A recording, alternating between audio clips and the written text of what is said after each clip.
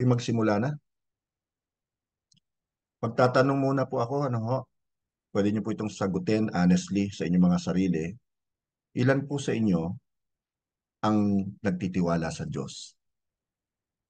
Ngayon, bakit mo siya pinagkakatiwalaan?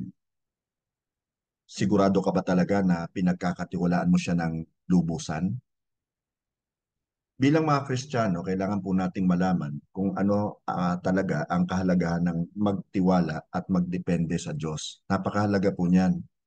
Maraming tao ang naniniwala sa Diyos, ngunit kakaunti lamang ang talagang nagtitiwala sa Kanya.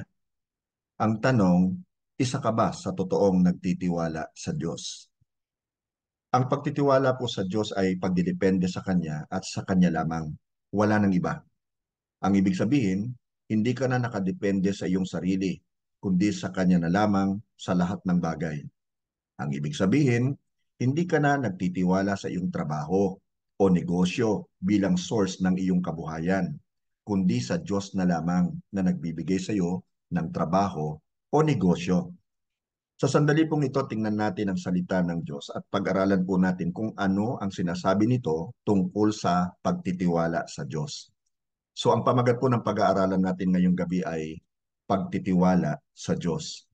Basahin po natin ang nakasulat sa aklat po ng Jeremias, Kabanatang 17, mga talatang 7 hanggang 8.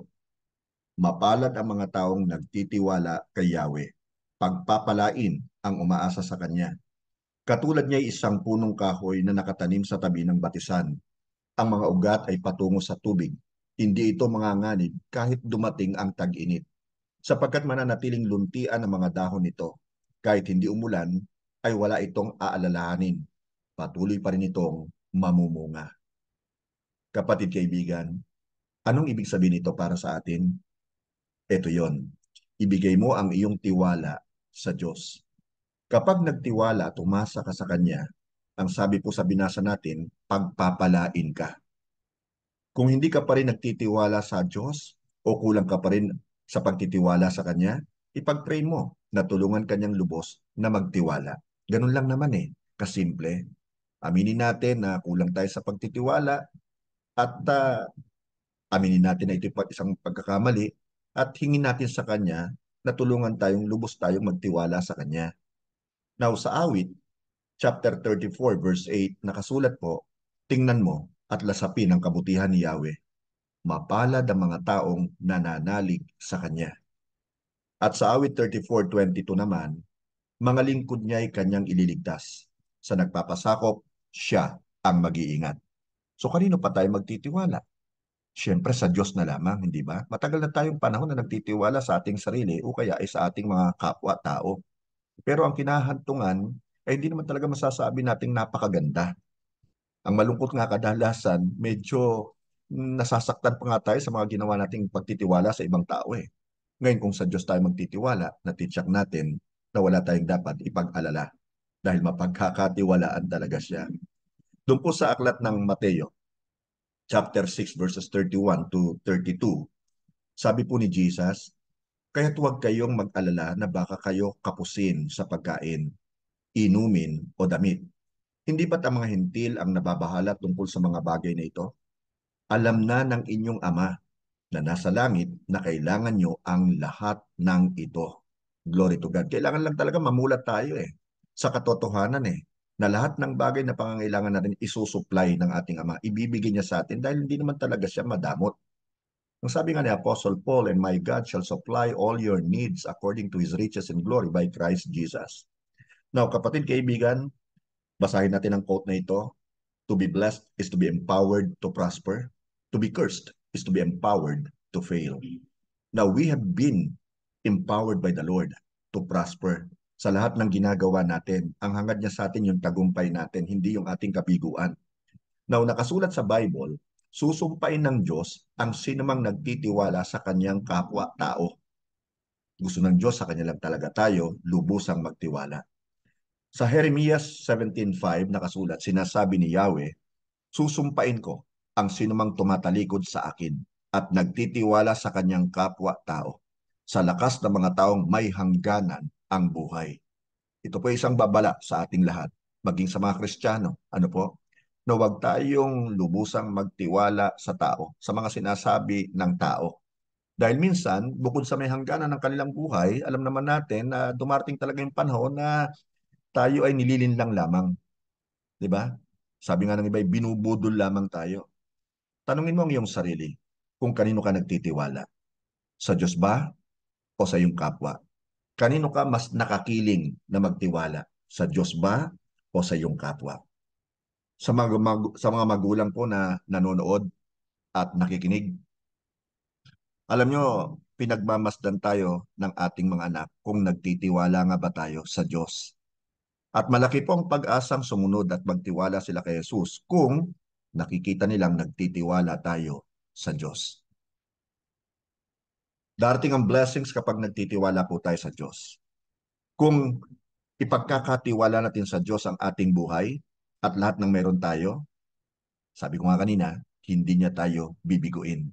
Wala sa plano ng Diyos na tayo ay biguin, especially kung tayo ay nagtitiwala po sa Kanya at hindi sa ating sarili o sa ating kapwa. Basahin po natin ang nakasulat sa awit 112, 1-7. Purihin si Yahweh. Mapapalad ang tao na kay Yahweh ay gumagalang at taus-pusong sumusunod sa kanyang kautusan. Ang kanyang lipi magiging dakila, pati mga angkan ay may pagpapala. Magiging sagana sa kanyang tahanan, pagpapala niya ay walang katapusan. And then, to continue, sa verse 4, ang taong matuwid, may bait at habag. Kahit sa madilim, taglay ay liwanag. Laktawan po natin yung verse 5, basahin natin ang verses 6 and 7. Hindi mabibigo ang taong matuwid, di malilimutan kahit isang saglit. Masamang balita'y hindi nagigitla, matatagang puso't kay Yahweh tiwala. Kapag sa Diyos tayo'y nagtiwala o nagtitiwala, hindi tayo matitinag ng anumang situation o circumstance na dumating sa buhay natin. We will stand firm sa ating faith.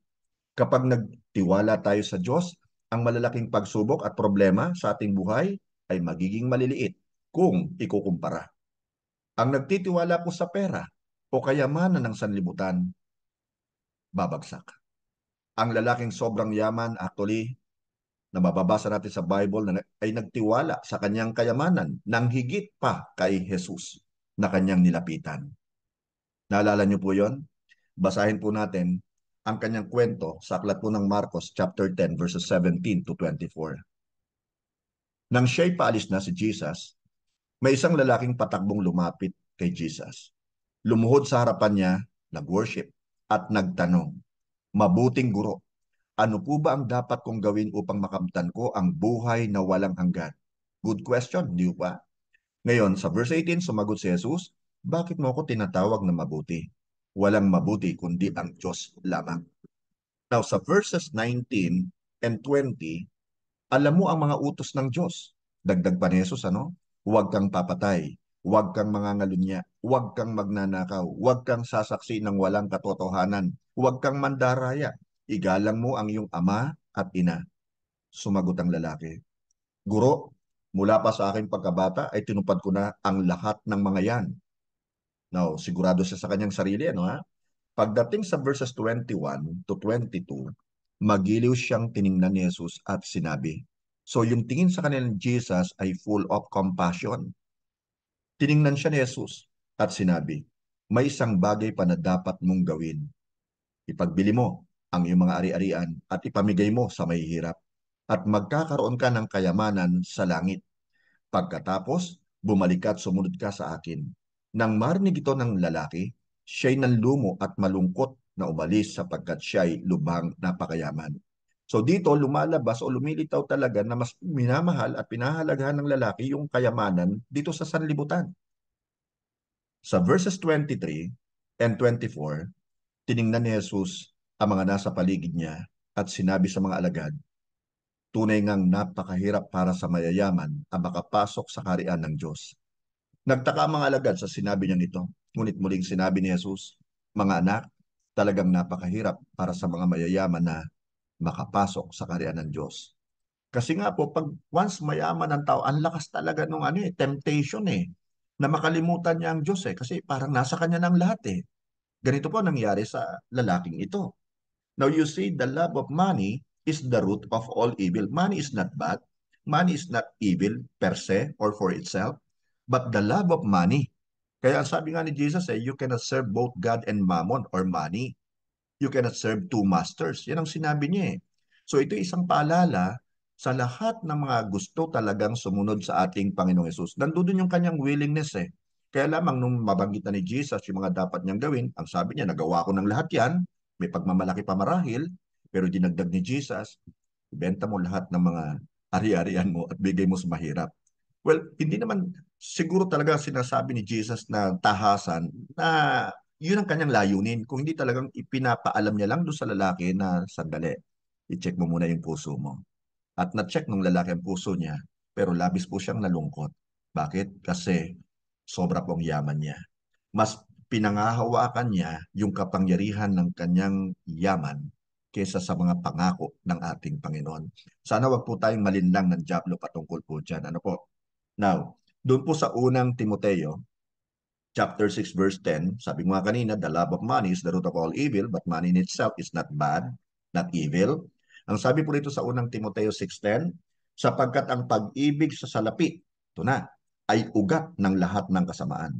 Dahil sa paghahangad na yumaman, hindi masamang maging mayaman, kumbaga don't misconstrue me, hindi masamang maging mayaman, hangarin ng Diyos na mag-prosper tayo, pero kapag ka higit na yung pagnanasa natin sa pagyaman sa mga material na bagay, kaysa sa pagyaman sa mga spiritual na bagay, now there lies the big difference.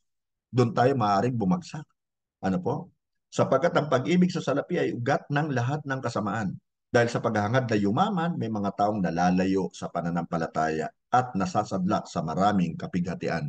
Hindi nga po ba tunay? Hanggang sa ngayon, nangyayari po yan. Kumbaga naaalipin na ng kayamanan, kaya hindi na halos nakakapagpahinga.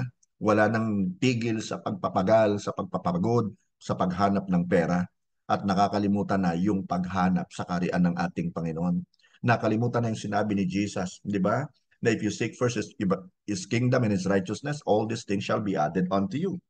Now, kapatid, kaibigan, tandaan mo itong mabuti, walang katiyakan na ikaw ay manahanan sa kayamanan. Walang katiyakan ng kayamanan. Kaya hindi dapat nating panahanan. Sa Diyos lamang tayo dapat lubos na magtiwala. Ano po? Huwag tayo magpadaya sa kaaway. Ipinapakita sa atin yung riches of the world. Ang sabi po ni Jesus, what shall it profit a man if he gains the whole world yet forfeits his own soul? Ang sabi pa rin ni Jesus, set your minds on things above, not on earthly things. Kaya huwag tayong mag-focus masyado sa pagpapayaman kasi baka yan ang ikabagsak natin. Na-remember niyo po yung temptation ni Jesus doon sa wilderness? Isa doon, actually, yung talagang temptation na sa pagyaman. Kasi ibibigay ni Satanas lahat ng mga kaharian sa buong sanlibutan. Ibibigay niya kay Jesus, sambahin niya lamang si Satanas. At ganoon din ang mga plano at mga pakanan ng kaaway sa atin, sa taong ito, sa buhay natin. Hindi naman nagbabago yung plano niya eh. Lust of the flesh, lust of the eyes, and pride of life. Yun pa rin ang strategies niya. Kaya please, maging doubly careful po tayo. Sa Diyos tayo talaga dapat lubos na magtiwala. Hindi sa riches ng sanlibutan ito. Now, wala rin pong katiyakan ang magtiwala at umasa sa lakas at kapangyarihan ng sanlibutan. Dapat sa lakas ng Diyos at kapangyarihan ng Diyos tayo po nagtitiwala. Kaya niyo pong basahin ko sa inyo, nakasulat po sa awit 20 verse 7. Mayroong umaasa sa karwahing pandigma at mayroon ding sa kabayo nagtitiwala. Ngunit sa kapangyarihan ni Yahweh na aming Diyos, nananalig kami at umaasang lubos. Some trust in chariots, some trust in horses, but I will trust in the Lord, my God. Dapat yun po ang lagi nating iisipin. Ano po? Tanda natin, hangarin din ng Diyos na tayo mapagpala sa lahat ng ating ginagawa. Hangarin niya na tayo mag-prosper. Ano po? Sa lahat ng aspeto ng ating buhay. Maging sa pananalapi. Isa lang pong bahagi yan actually ng pagpa-prosper. Pwede ka mag-prosper sa health mo, sa relationship mo sa iyong kapwa. At marami pa pong iba sa paglilingkod mo sa Kanya. Pero kapatid, huwag tayong sumentro lamang doon sa financial o mga material na bagay.